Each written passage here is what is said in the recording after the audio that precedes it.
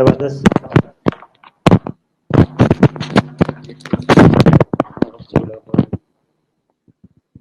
કાયમ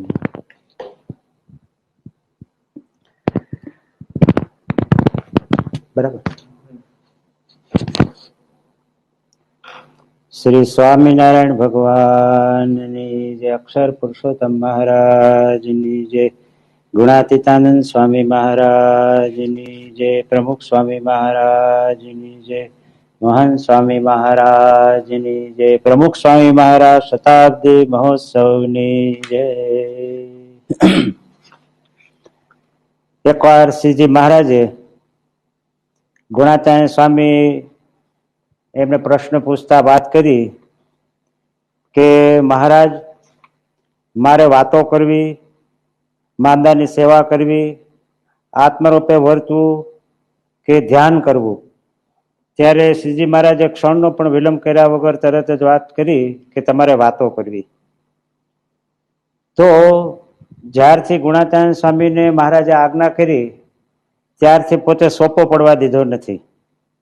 આપણે જાણીએ છીએ કે જુનાગઢમાં ગુણાતીતાનંદ સ્વામી 40 વર્ષ 4 માસ 4 દિવસ રહેલા, પણ કથા વાર્તા માટેનો એટલો બધો ત્યાં અખાડો જામતો કે 8 પુરાણી રાખવામાં આવેલા. એક પુરાણીનો 3 કલાકનો વારો, એટલે 24 કલાક કથા વાર્તા થતી હતી. એકવાર પુસ્તક હાથમાંથી પડી ગયું ગુણાતીતાનંદ સ્વામી કે મેં સાંધવા માટેનો સમય ન રહ્યો. કે કેમ? તો કે સાંધવા માટે રહીએ તો પછી વાતો ક્યારે કરીએ? તો આપણને આની પરથી ખ્યાલ આવે છે કે આ વાતોનો કેટલો બધો મહિમા છે. અને જે કે આપણો સત્સંગ પ્રવર્તો છે, આપણી VAPS સંસ્થા આટલા ટૂંક સમયની અંદર, તો એનું મુખ્ય જો કારણ હોય તો બધા ઘણા કારણોમાંનું એક મુખ્ય કારણ કથા વાર્તા છે. તો એ જ ગુણાતીતાનંદ સ્વામીએ આપણને વિશેષ દૃઢતા થાય, કથા વાર્તાનો મહિમા સમજાય, એના માટે પોતે જ પોતાની વાતોમાં જુદી જુદી જગ્યાએ વાત કરતા કહ્યું છે, સ્વામિનારાયણ સ્વામીએ વાત કરી છે, વાતો સાંભળીએ છીએ તે એમ સમજવું છે કરોડ કામ કરીએ છીએ. હવે આપણને ક્યાંય આમ વિચાર કરીએ તો આપણને એમ લાગે કે આવો વિચાર જ કેમ આવે કે આ કરોડો કામ કરવું એક બાજુ, અને એક બાજુ કે છે કે વાતો કરવી એની સમકક્ષ.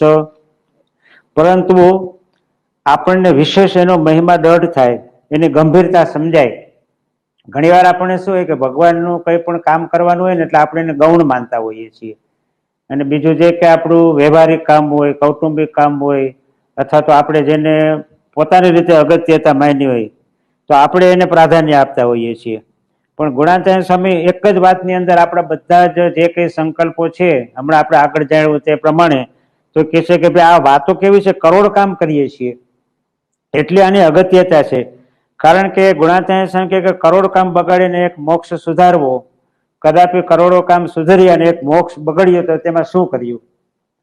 મનુષ્ય જન્મનો હેતુ જ આ છે કે આપણું જીવનું કલ્યાણ થાય, મોક્ષ થાય, ગર્ભવાસમાંથી જન્મ મરણના ચક્રાવામાંથી આ દુઃખના અનંત વિટમણાઓ, દુઃખનો દરિયો કહેવાય છે આ સંસારનો, અને જેટલું સમુદ્રનું પાણી છે એટલું આપણું માતાનું ધાવણ ધાવી અને આપણે હજી ફરીએ છીએ, દુઃખી થઈએ છીએ. તો ગુણાતીતાનંદ સ્વામી આપણી પર કરુણા વરસાવતા વાત કરે છે કે તમે આની ગંભીરતા સમજો, અને કહે છે કે હું તમને જે આ વાતો કરું છું એ આ લોકની વાતો નથી, અક્ષરધામની વાતો છે. તો અને કહે છે કે કથા વાર્તા છે ભગવાનની મૂર્તિ છે, એના થકી સમજણની દ્રઢતા થાય છે. હવે ભગવાનના દર્શન તો બધા કરતા હોય છે, પરંતુ આવો યથાર્થ મહિમા સમજીને જે આપણા સદગુરુ સંતો સમજે છે, જે નિષ્ઠાવાળા હરિભક્તો સમજે છે, જે આપણે BAPS ના જે આશ્રિત ભક્તો છીએ, જે આપણે પ્રમુખ સ્વામી મહારાજનો સમાગમ કર્યો છે, મહંત સ્વામી મહારાજનો સમાગમ કરી રહ્યા છીએ, તો એને જે આપણને દ્રષ્ટિ આપી કે ભાઈ આ સ્વામિનારાયણ ભગવાનને આપણે કઈ દ્રષ્ટિએ જોવાના છે, એનો શું મહિમા છે, એવો મહિમા બીજા સમજી શકતા નથી. તો એ નથી સમજી શકતા એનું કારણ એ છે કે એને આ વાતો પ્રાપ્ત થઈ નથી, કે જે વાતો આપણને ગુણાતીતાનંદ સ્વામી આપણને આ દ્રઢતા કરાવે છે, મહિમા સમજાવે છે. અને વળી ગુણાતીતાનંદ સ્વામી વાત કરી કે કથા વાર્તા પ્રશ્ન ઉત્તર કરવા સાંભળવાનો અભ્યાસ રાખે તો તેનો જીવ વૃદ્ધિને પામે ને તેમાં બળ આવે. તો આપણે પહેલેથી જ મહારાજના વખતથી જ આની છે ને ગોષ્ઠી થાય. મહંત સ્વામી મહારાજને પણ આજની તારીખમાં પણ રુચિ હોય છે કે અક્ષર પુરુષોત્તમનું જ્ઞાન આપણે જે મળ્યું છે ને એ આપણે એકવાર સાંભળી લઈએ એની દળતા એનાથી થતી નથી, પણ એની ગોષ્ઠી થાય અને એનું આપણે રોજ એને ઘૂંટવામાં આવે તો કહે છે કે એની આપણને જીવમાં એ વાત ઠરતી હોય છે. જેમ કહેવામાં આવે છે કે રાજાના કુંવરને ગાદી આપવી હોય તો એક દિવસમાં આપી દેવાય, પરંતુ એને જો જ્ઞાન આપવું હોય, વિદ્વતા એને પ્રાપ્ત કરાવવી હોય, શાસ્ત્રોનું જ્ઞાન કરાવવું હોય તો એક દિવસમાં થાય નહીં, એના માટે સમય જોઈએ. જેમ કહે છે કે આંબો આજે વાવીએ અને કાલે કેરી કેમ આવે, એમ આમાં પણ કહે છે કે ધીમે ધીમે આ જ્ઞાન થતું હોય છે. તો કહે છે કે અડધો અર્ધ કથા વાર્તાનો જોક રાખશે ને એનું સારું રહેશે. તો વિચાર કરો કે 24 કલાકનો દિવસ, એમાં 12 કલાક જો આપણે કથા વાર્તા કરીએ ને તો આ વસ્તુ આપણને સમજાય એવી છે, એટલી આની અગત્યતા છે. તો કહે છે કે વાતો સાંભળવાથી હવે અમને અમુક સમજાય છે, નથી સમજાતું, અઘરું લાગે છે, આમ સભાઓ ટળતા હોય એવું લાગતું નથી. તો એના માટે શું, તો ગુણાત્યાન સ્વામી વાત કરે છે કે જેમ જેમ વાત સાંભળે ને એમ એમ અંતઃકરણ શુદ્ધ થાય છે, અને જેમ જેમ અંતઃકરણ શુદ્ધ થાય તેમ તેમ વાત સમજાય છે અને સુખ થાય છે. તો જો આપણે અત્યાર સુધી જે કઈ કથા વાર્તા સાંભળી છે ને એને લઈને આપણને આ સત્સંગનું સુખ આવે છે, સેવા ભક્તિ કરવાનું ઉમંગ થાય છે. બાપા આવે ત્યારે આપણે જેટલા દિવસ રોકાવાના હોય એટલા દિવસ આપણે દોડી દોડીને સેવા ભક્તિમાં આપણે વ્યવહાર ગૌણ કરીને, નોકરી ધંધો ગૌણ કરીને, ઘણા તો રજાઓ મૂકીને, તો એ શું સમજાવે છે કે આપણને એ વસ્તુ સમજાયેલી છે. પણ ક્યારે સમજાયેલી છે કે આપણે જે કથા વાર્તા, ઘર સભા, અઠવાડિક સભા, રવિ સભા, શિબિરો, સત્સંગ શિક્ષણ પરીક્ષા, આ સત્સંગ દીક્ષા હમણાં વાત કરી દિવ્ય સંકલ્પ સ્વામીએ, પછી હમણાં આપણી જે શિબિર આવશે 19-20 તારીખે, તો એ વાતો એ કરીને કહે છે કે આપણને આ મહિમા સમજાતો હોય છે. અને આ વાતો તો કહે છે કરોડ ધ્યાન કરતા પણ અધિક છે. અને વળી આગળ વાત કરી કે કથા વાર્તામાં સુખ છે. તો જ્યારે જ્યારે પણ આપણે કથા વાર્તા સાંભળતા હશું, ઘર સભા હોય, અઠવાડિક સભા હોય, રવિ સભા હોય, અથવા તો કોઈ પણ બાપાનો આપણે જે કંઈ આશીર્વાદનું શ્રવણ કરતા હોય, અથવા કંઈ પણ સત્સંગ સંબંધી, તો આપણને એક પ્રકારનું સુખ આવે, એમાં અનુભવ થાય છે.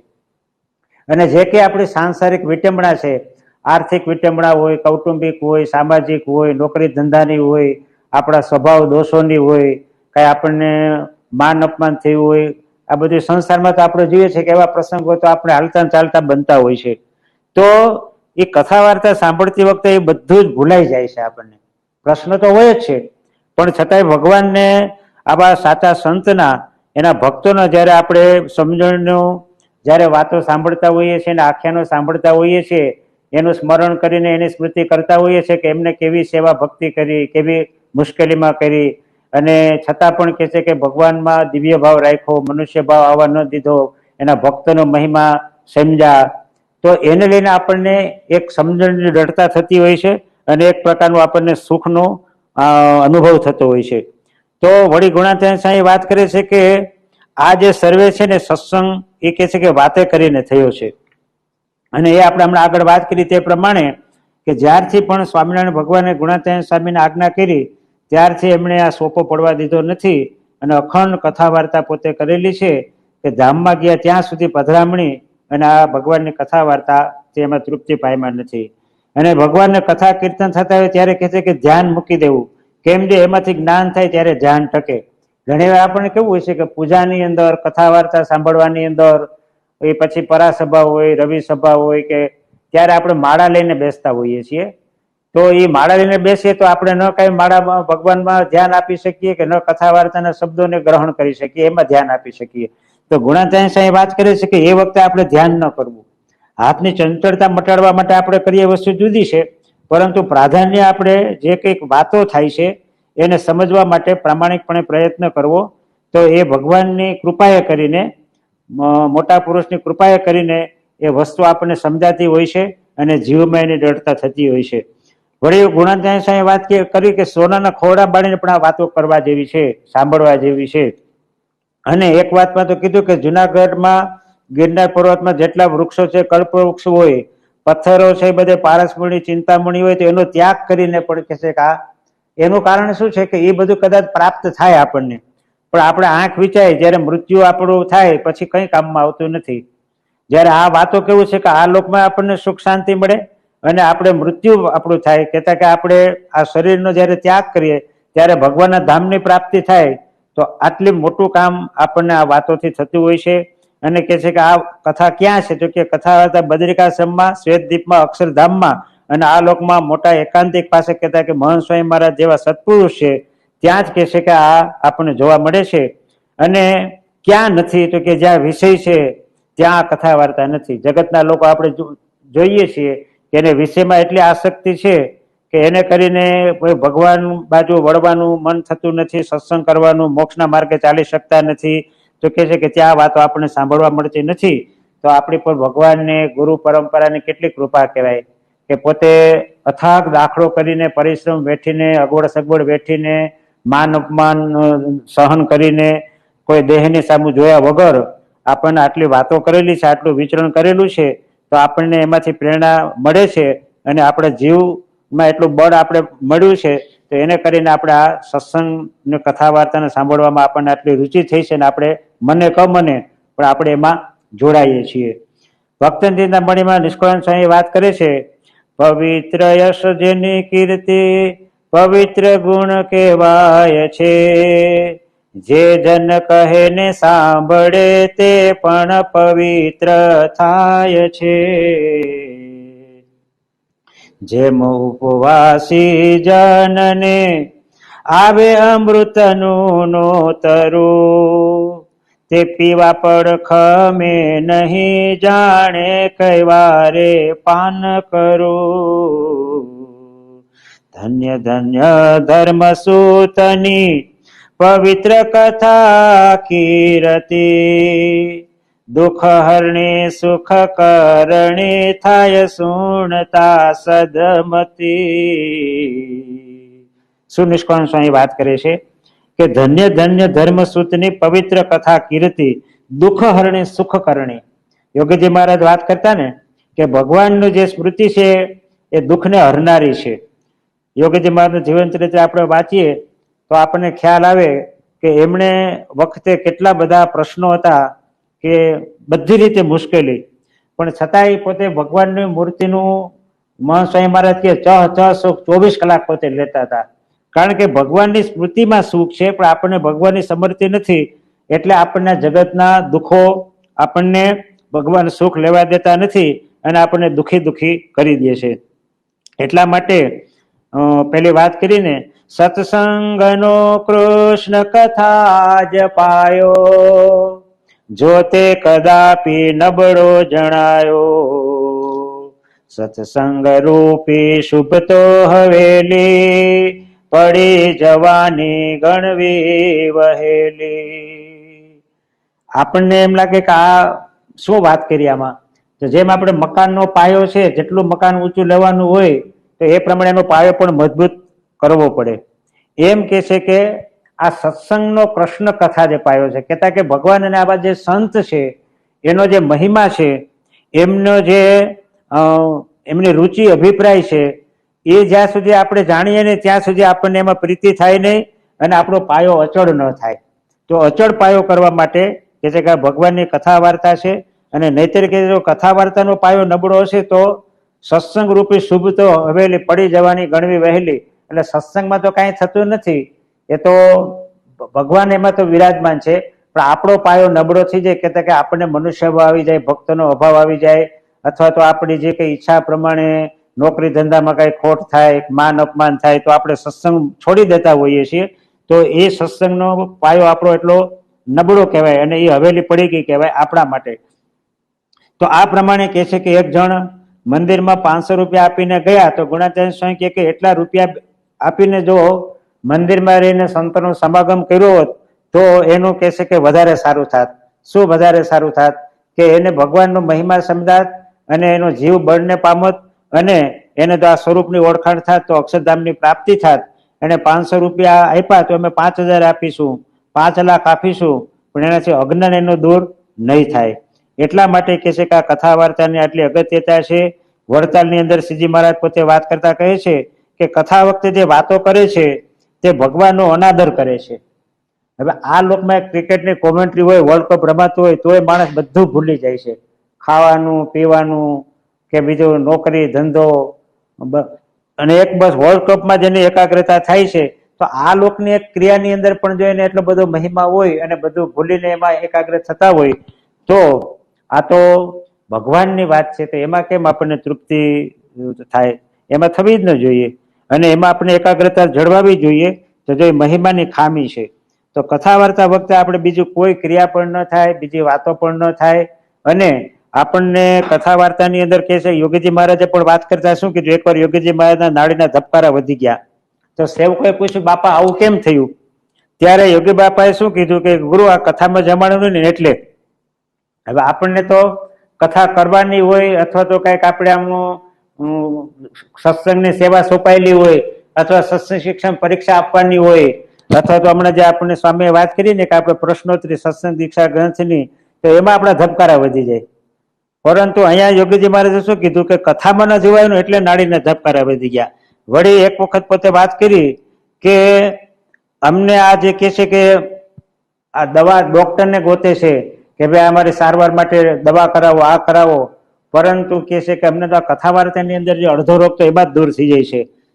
તો આ પ્રમાણે કે છે કે જો મહિમા આપણને સમજાય, કથાનો મહિમા છે, પણ કથાનો મહિમાનો મહિમા, જેમ આપણે એક પ્રવચનની અંદર વાત કરી લે છે કે ભગવાનનો મહિમા છે, પણ ભગવાનના મહિમાનો મહિમા, સત્પુરુષના મહિમાનો મહિમા, ભગવાનના ભક્તોના મહિમાનો મહિમા, સેવાના મહિમાનો મહિમા, એ જો આપણને ખરેખર સમજાય ને, જો પૈસાનો મહિમા આપણને કેમ છે, એકલો પૈસાનો મહિમા નથી, પૈસાના મહિમાનો મહિમા છે.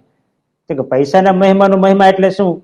એ કે ખોટ જાય ને તો પણ એમાંથી આપણને લેશ માત્ર એવું ન થાય કે આપણે પૈસા નથી જોતા. અને કોઈ આપણું માન અપમાન કરે, સુખ દુઃખ આવે, આ ઘણા નોકરી કરતા હોય તો શું first shift, second shift, night shift, over time કરવાનો, તો એને પૈસાનો મહિમાનો મહિમા છે કે જો આ પૈસા હશે તો આપણું ગુજરાન ચાલશે, કુટુંબ ચાલશે, આપણે જે કે વ્યવહારમાં ચલાવી શકીશું. એમ કે છે કે કથા વાર્તાનો મહિમાનો મહિમા શું? તો કે એનાથી આપણને જે કે આ બીએપીએસ સંસ્થા છે, જે મહંત સ્વામી મહારાજ આપણને પ્રાપ્તિનો વિચાર ઘૂંટાવા માંગે છે કે આપણને કેવી પ્રાપ્તિ થઈ છે, આવા પ્રગટ ભગવાન કોઈ કાળે મળે જ નહીં. હવે એ આપણને મળી ગયા, જો આપણે એનો આનંદ એનો સુખ ન લઈ શકતા હોય તો આપણને બહુ મોટી ખોટ કહેવાય. તો એ મોટી ખોટ શું છે કે આપણે કથા વાર્તા સાંભળીએ છીએ, પણ આવો એનો મહિમા સમજીને કે આ કથા વાર્તા મારા માટે છે, વતનામૃત સ્વામીની વાતો વાંચીએ, સત્સંગ કિસ્સા ગ્રંથ વાંચીએ, તો મહંત સ્વામી મહારાજે કેવળ મારી પર કરુણા કરીને આ સત્સંગ કિસ્સા ગ્રંથ મને ભેટ આપ્યો છે, અને એની અંદર મારો જીવનું કલ્યાણ થશે, મોક્ષ થશે, સ્વભાવ દોષો વાસના ટળશે, ભગવાનનું સ્વરૂપ સમજાશે, સંતનું સ્વરૂપ સમજાશે, ભક્તનો મહિમા સમજાશે, અને હું બ્રહ્મરૂપ થઈશ. આ સમજણ ઉપર જ છે, આમાં કરવાનું કઈ નથી. પણ એ કરવાની અગત્યતા ગુણાચાર્ય સ્વામીએ ક્યાં આપી? મહારાજે શું આજ્ઞા કરી કે તમે વાતો કરો, વાતો કરીને જ આ કામ થવાનું છે. આમાં કોઈ ત્યાગી ગૃહનો મેળ નથી, નવા જૂનાનો મેળ નથી. આપણે દારેસલામમાં શુભાસભા હતા, હમણાં થોડા ટાઈમ પહેલા ધામમાં ગયા, હવે બધી રીતે પૂરા હતા. હવે એનું પહેલાનું જીવન જોઈએ તો આપણને એમ લાગે એક તો આફ્રિકા જેવા દેશમાં રહીએ, પેલા મિનિસ્ટરો સાથે ખાવા પીવાનું, તામસી સ્વભાવ અને મારઝૂડ કરવાનો સ્વભાવ, જોબન પગીના નાના ભાઈ કે મોટા ભાઈ સમજી લો. હવે એને જોઈને આપણને થાય જ નહીં કે આ જિંદગીમાં એના કલ્યાણ થાય, પણ છતાં એના એવા પૂર્વના પુણ્ય કોઈ ગુણાંત નિષ્કુળાનંદ સ્વામીએ કીધું ને, કોઈ કેશે આ સંતો તો બહુ સારા રે, ખરા કલ્યાણના કરનારા રે, એટલો જ ગુણ કોઈ ગ્રેસે રે તે તો બ્રહ્મ બોલે વાસ લેશે રે. હવે આવી રીતે સત્પુરુષનો એને મહિમા સમજાઈ ગયો, અને એવો સમજાયો કે જેમ જોબન પગે માણાના મણકામાં આવી ગયા, એમ એ પણ માણાના મણકામાં આવી ગયા. પણ એને વધારે દૃઢતા થયું એના જીવનમાં તો કથા વાર્તા. આટલા પોતે કરોડો રૂપિયાનો બિઝનેસ ચલાવતા, મિનિસ્ટરો સાથે એને બેઠક ઉઠક હોય, અને ચારે બાજુ ધંધા પથરાયેલા હોય, પણ આરતી અષ્ટક વખતે એમને પોતે જ નિયમ કરેલો કે જો મોબાઈલની રિંગ વાગે ને તો દંડ ભરવાનો. એક બે વખત એમને પણ દંડ ભરી દીધેલો કે મેં આ નિયમ બનાવ્યો તો મારે તો ખાસ એનું પાલન કરવું જોઈએ. અને કથા વાર્તા રવિ સભામાં ગમે ત્યાં હોય, પણ રવિ સભામાં પહોંચી જવાનું, શરૂઆતથી જ પહોંચી જવાનું, ધૂન પ્રાર્થનાથી જ, અને એક પણ શબ્દ વૃથા જવા દેવો નહીં. અને દર મહિને પોતે ખાલી બાપાના દર્શન કરવા માટે પોતે આવતા, તો એ કેટલો મહિમા એને કહેવાય. પણ મહિમાની દૃઢતા કેવી રીતે થઈ? તો કે જે કથા વાર્તા સાંભળવી કરીને. આવા તો ઘણા બધા હરિભક્તો છે. બોસ્ટનની અંદર પ્રમુખ સ્વામી મહારાજે આંખનું ઓપરેશન કરાવ્યું, એ વખતે દ્વિશતાબ્દીના બધા પ્રકાશનો જે હતા એ બધા જ એમણે કે છે સાંભળી લીધા. અને કે છે એને સાંભળતા થાક જ ન લાગે, વાંચનારો થાકી જાય અને એમ લાગે કે હવે બાપાને થોડી ઊંઘ આવતી લાગે છે એટલે વાંચવાનું બંધ કરીએ તો બાપાને આરામ થાય. પણ જેવા પેલા વાચક બંધ થાય એટલે તરત બાપા કે કેમ બંધ થઈ ગયા, ચાલુ રાખો. તો જો એ ક્યારે આપણને કે એનો મહિમા છે અને પોતે એને માણે છે કે આ જે ચરિત્રો છે, આ જે ભગવાનના સંતના ભક્તોના, એ કોઈ સામાન્ય નથી. કેટલા આપણા ભાગ્ય હોય ત્યારે આ બધું આપણને સાંભળવા મળે. વડોદરાની અંદર પણ પ્રમુખ સ્વામી મહારાજ જયારે દવાખાનામાં હૃદય એમના હુમલા પછી બીમારી વખતે આરામ કરતા હતા ત્યારે પણ કહે છે કે ગ્રંથ શ્રવણની અંદર પોતે સાંભળે જ રાખે. ડોક્ટર સામાણી સાહેબ હતા, એમણે પૂછ્યું કે સ્વામી હવે કેમ છે? ત્યારે પ્રમુખ સ્વામી મહારાજે વાત કરી, પ્રથમ કંટાળો આવતો હતો, પણ હવે કથા વાર્તા થાય છે એટલે આનંદ છે. 8 થી 10 કલાક કથા વાર્તા કે છે પોતે સાંભળતા. તો જો એમને તો કઈ અધૂરું છે નહીં, એને તો ભગવાનની મૂર્તિના અખંડ ધારક જ છે, માયા પરના જ પુરુષ છે. પણ એમના જીવન દ્વારા આપણને બતાવે છે કે આપણે પણ જો આવી રીતે કથાના મહિમાનો મહિમા જો હોય ને તો આપણને ક્યારે એનો થાક કંટાળો થાય આવે નહીં અને આપણે નિત્ય નવો ઉત્સાહ અને ઉમંગ રહીએ. તો એ કથા વાર્તાથી શું થશે કે જે કઈ સત્સંગની અંદર આપણને મહારાજનો મહિમા કહો, ગુરુ પરંપરાનો મહિમા કહો, પછી એમના જે સંબંધમાં આવેલા ભક્તનો મહિમા કહો, સેવા ભક્તિનો મહિમા કહો, પછી સત્સંગ પરીક્ષા હોય, આ પ્રશ્નોત્તરી હોય, સત્સંગ ગમે તે હોય ને એ બધું જ આપણને એમાંથી બળ મળવાનું છે. નહીતર આપણને શું થાય કે જો આ લોકના કંઈ પણ આપણને પૈસાનો લાભ થતો હોય, કંઈક માન મોટપ મળતી હોય, કંઈ આપણને ઇન્દ્રિય અંતઃકરણને સુખ મળતું હોય તો આપણે એમાં કેટલા લોભાઈ જઈએ છીએ, કેટલા ખેંચાઈ જઈએ છીએ. હવે એ તો ક્ષણિક છે, તો છતાં પણ આપણે એમાં એની પાછળ ઓળું કરતા હોય તો આમાં આપણને કેમ કંટાળો આવે છે ને કેમ આપણને થાકી જઈએ છીએ ને કેમ આપણને વધારે વાતો કરવી પડે છે. ભાઈ તમે કથામાં આવો, તમે રવિ સભા ભરો, તમે સત્સંગ પરીક્ષા આપો, તમે આ કરો. કારણ કે આપણને જે જોઈએ એવો મહિમા જીવમાં દઢ થયેલો નથી એવું પણ ન કહેવાય, પણ આપણને કેવું પડે છે ત્યાં સુધી આપણે જે યથાર્થ મહિમા સમજ્યા ન કહેવાય. એકવાર જો આપણને આ જીવની અંદર દઢતા થઈ જાય કે જો આ કથા વાર્તાનો મહિમા આવો છે તો કથાનો મહિમાનો મહિમા કે પછી કોઈ વસ્તુ આપણને અઘરી ન લાગે. દાન ધર્માદો કરવાનો હોય, સત્સંગ પરીક્ષા હોય, પ્રશ્નોત્તરી હોય, સત્સંગ દીક્ષા ગ્રંથની કે શિબિર ભરવાની હોય કે સેવા કરવાની હોય કે કોરોના હોય કે મંદી હોય કે ગમે તે આપણે ક્યાં દાદા ખાચર જેવી પરિસ્થિતિ મહારાજે કસોટી કરી છે, એને તો ખાવા ધાન ન રહ્યો. અક્ષરધામના અધિપતિ પૂર્ણ પુરુષોત્તમ નારાયણ ભગવાન જેવા પરમહંસો અને એવા ભગવાનના ભક્તો, અક્ષરધામના મુક્તો, હવે ત્યાં ખાવાનો અનાજનો દાણો ન રહે તો એ કેટલું કહેવાય. પણ છતાંય દાદા ખાચરને લેશ માત્ર સંશય થયો નથી, મનુષ્ય ભાવ એવો નથી મહારાજ પ્રત્યે. તો જો આને શું કહેવાય? મહિમા કહેવાય. કે ભગવાનનો મહિમા આવો ક્યારે સમજાય કે કથા વાર્તા જો આપણે વ્યવસ્થિત મન દઈને આવો મહિમા સમજીને જો સાંભળીએ તો બધું જ એમાંથી આપણને પ્રાપ્ત થતું હોય છે. બીજું આપણે કોઈ સાધન કરી શકીએ એમ પણ નથી. અત્યારે માનો કે આ ભદ્રેશ સ્વામીએ પ્રશાંતરે લખી, પછી વાત ગ્રંથ લખ્યો અને આખો BAPS સંસ્થાનો દિગંતમાં ડંક મારી દીધો તો આપણે ક્યાં એવા શાસ્ત્રો રચવા જઈ શકવાના છીએ? આપણે ક્યાં યોગીચરણ સ્વામી જેવા કે અક્ષરે સ્વામી જેવા કે એવા કીર્તનનો ગાયને સંભળાવીને આપણે સંસ્થાની સેવા કરી શકવાના છીએ? તો એ કશું જ કાંઈ ન કરીએ, પરંતુ એક જો આપણે મહિમા સમજીને જો કથા વાર્તા આપણે સાંભળીશું, કરીશું કેવળ મહારાજને સ્વામીને રાજી કરવા માટે, તો આપણને જેવી રીતે ભદ્રેશ સ્વામી ઉપર પ્રસન્નતા છે, જેવો રાજીપો છે, જેવા બીજા શ્રીજી સ્વરૂપ સ્વામી છે, બ્રહ્મવિહારી સ્વામી છે, અથવા જે બધા કોઠારી સંતો છે જે વિશેષ આવડત ધરાવે છે એની પર જેવો રાજીપો છે એવો જ રાજીપો આપણી પર. આજે જો અમારે પરિધાન સમારંભ હતો YTK વાળાનું 2020ની સાલમાં, જે પોતે ત્યાં YTKમાં જોડાયેલા હતા, 3 મહિના એમને લાભ લીધો, પછી કોરોનાના હિસાબે ઘરે જવાનું થયું. પણ એટલો અદભુત કાર્યક્રમ થયો. આજે સવારે પૂજામાં કીર્તનો ગાયા, બાપાએ આશીર્વાદ આપ્યા, અત્યારે પણ અદભુત કાર્યક્રમ થયો.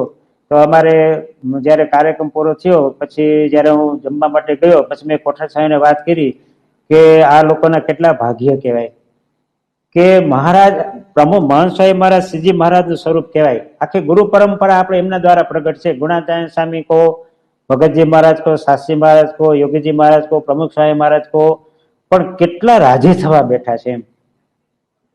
એટલે એનો વધારે તો આપણે પ્રતીતિ ક્યારે થઈ કે પેલા જે YTK સંભાળે છે એ સ્વામીએ જાહેરાત કરી કે આવતા બુધવારે જે યુવકો બાકી રહી ગયા છે ને એને વ્યક્તિગત બાપા લાભ આપવાના છે, એટલે કે પરિચય એનો કરાવવાના છે.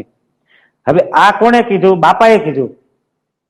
બાપાએ એ કાર્યક્રમ ગોઠવ્યો કે જે લોકો બાકી રહી ગયા છે યુવકો એનો પણ તમે કહેશે કે એને લાભ અપાવો.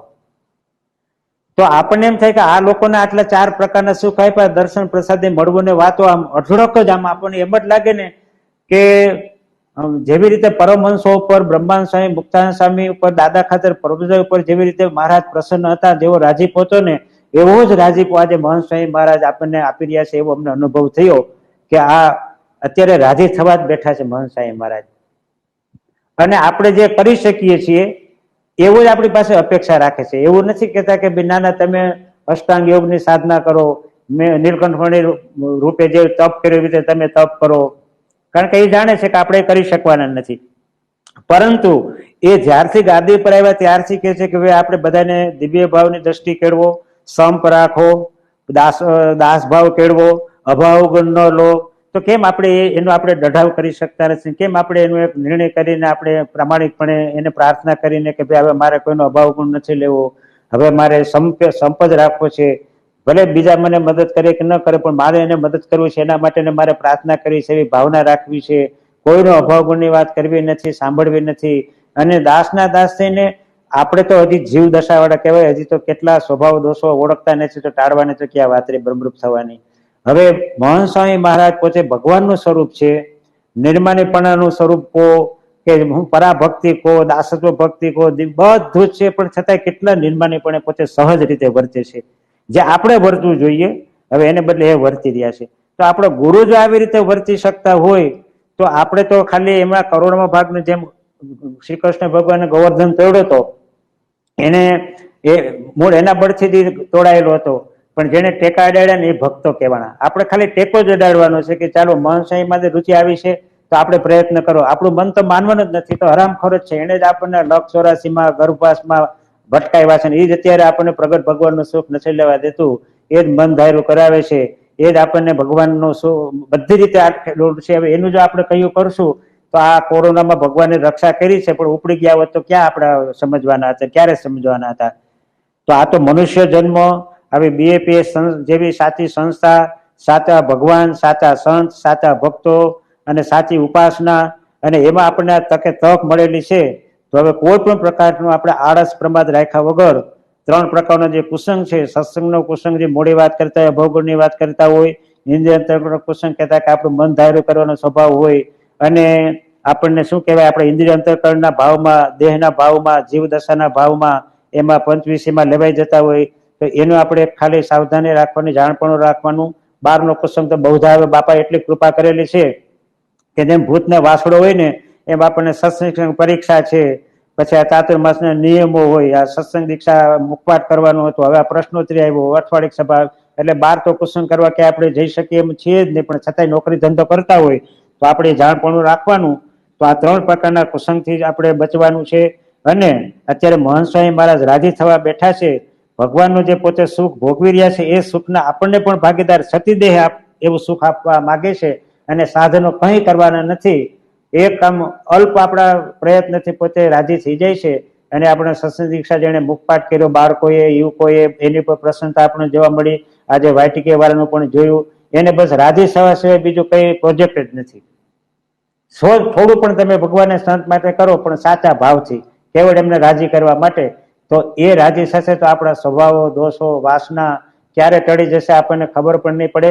અને આપણી પાત્રતા નથી એટલે ભગવાનને તો આપણે જયારે નિષ્ઠા થઈ આવી અક્ષર પુરુષોત્તમની કે મહંત સ્વામી મહારાજ દ્વારા આપણને ભગવાનની પ્રાપ્તિ થઈ છે, એ સાચા સંત છે, માયા પરના છે, મારા ગુરુ છે, ત્યારથી જ આપણે તો સ્વભાવ દોષો વાસના ટળી ગયેલા જ છે. પણ આપણી પાત્રતા ન હોય એટલે ભગવાન થોડું આપણને રાખે, કારણ કે છકી ન જવાય. પરંતુ છકી ન જવાય પાછું ગ્લાનિ પણ નથી પામવાનું કે આ દોષો ટળતા નથી, સ્વભાવો ટળતા નથી. બંનેનું બેલેન્સ રાખી જો આપણે આ સત્સંગ કરીશું, સાચા ભાવથી કરીશું, કે સ્વામી મહંત સ્વામી મહારાજ જયારે જયારે જે પણ પ્રકારની આજ્ઞા હોય, મુખ્ય મધ્યસ્થ કાર્યાલય તરફથી હોય કે અહીંથી આપણને જે કંઈ નિર્દેશક સંતો છે, કોઠારી સ્વામી છે, એમને જે પ્રમાણે આપણને આજ્ઞા કરતા હોય તો એ સેવા ભક્તિમાં આપણે જોડાઈશું. આ કણાજ મંદિરની અંદર પણ આપણે સેવા ભક્તિમાં, અને બાપાએ કેટલો આપણી ઉપર વિશ્વાસ રાખીને આવો મોટો પ્રોજેક્ટ કરેલો છે, એ જાણે છે, કારણ કે આપનાર એ જ છે. આપણે ભલે ને અત્યારે કોરોનામાં ખલાસ થઈ ગયા હોય ગમે તે રીતે, પણ આપનાર પણ એ જ છે, પણ આપણી ધીરજ શું છે. જો આપણે ધીરજ રાખીશું અને એમાં વચનમાં વિશ્વાસ રાખીશું તો ચોક્કસ આપણું કામ થશે. તો આપણે કથા વાર્તાનો મહિમા છે, આપણે કથા વાર્તા સાંભળીએ છીએ, કરીએ છીએ, પણ કથાના મહિમાનો મહિમા કહેતા કે આમાંથી હું બ્રહ્મરૂપ થઈશ, મારા સ્વભાવ દોષો વાસના ટળશે, મહા સ્વામી મહારાજ રાજી થશે અને હું યજકિંચિત અક્ષય પુરુષોત્તમની સેવા કરીને એમનો રાજીપો પ્રાપ્ત કરીને હું કહેશે કે એમની પ્રસન્નતા પ્રાપ્ત કરી શકીશ. આવું આપણે એમના ચરણોમાં પ્રાર્થના કરીએ કે કથા વાર્તાનો આપણને આવો મહિમા જીવમાં દૃઢ થાય અને મન કર્મ વચને આપણે મહા સ્વામી મહારાજને રાજી કરી શકીએ. એનું યથાર્થ સ્વરૂપ ઓળખીને એમના સંબંધ વાળાનો મહિમા સમજીને આપણે એમને રાજી કરી શકીએ. એમને એમના ચરણોમાં પ્રાર્થના. બોલો શ્રી સ્વામિનારાયણ ભગવાન.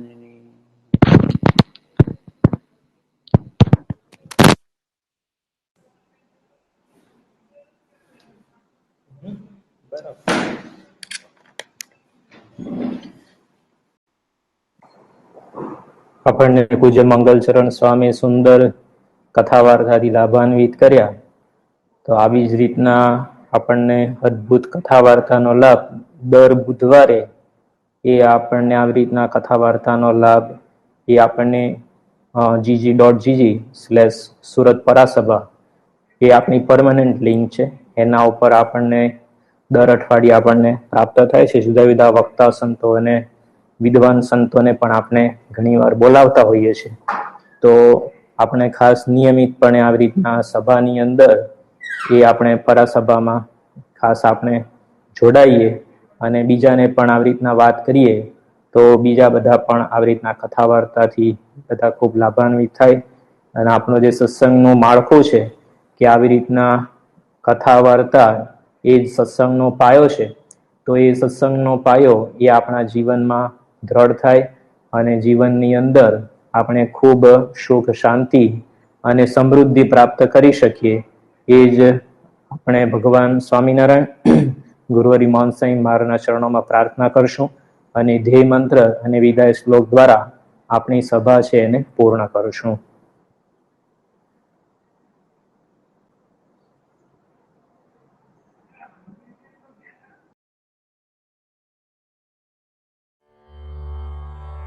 गुणातीतं गुरुं प्राप्य ब्रह्मरूपं निजात्मनः विभाव्य दासभावेन स्वामिनारायणं भजे. श्रीहरिं साक्षरं सर्वदेवेश्वरं भक्तिधर्मात्मजं दिव्यरूपं परं शान्तिदं मुक्तिदं कामदं कारणं स्वामिनारायणं नीलकण्ठं भजे. श्रीहरिं